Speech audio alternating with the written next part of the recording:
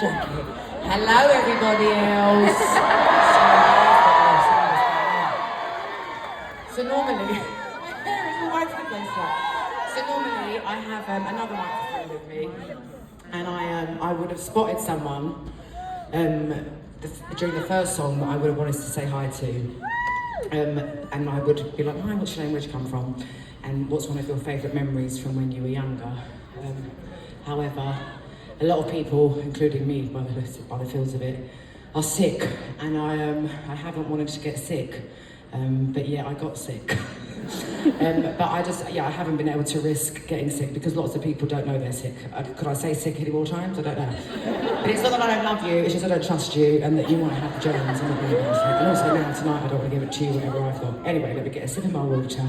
Didn't take one breath in. I love you!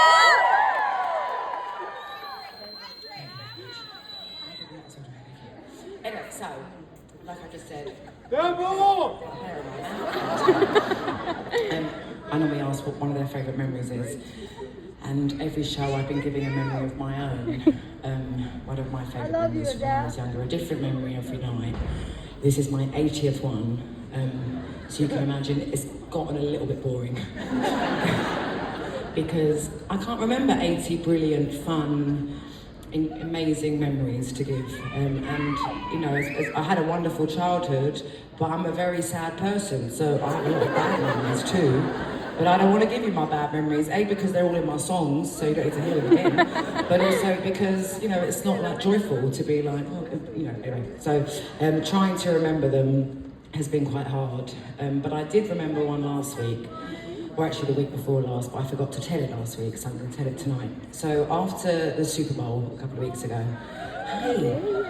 sorry, I turned my back on you, sorry.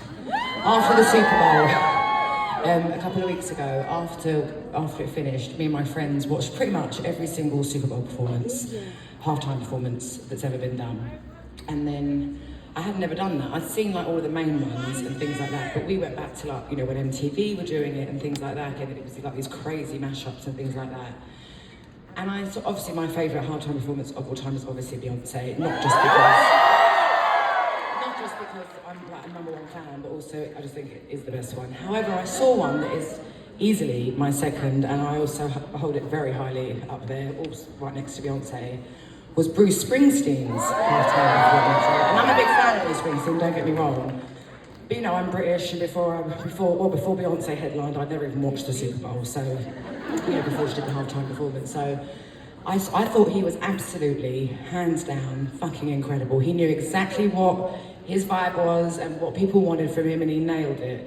And then I started telling my friends a story of in 2016, when I was on tour with my third album with 25.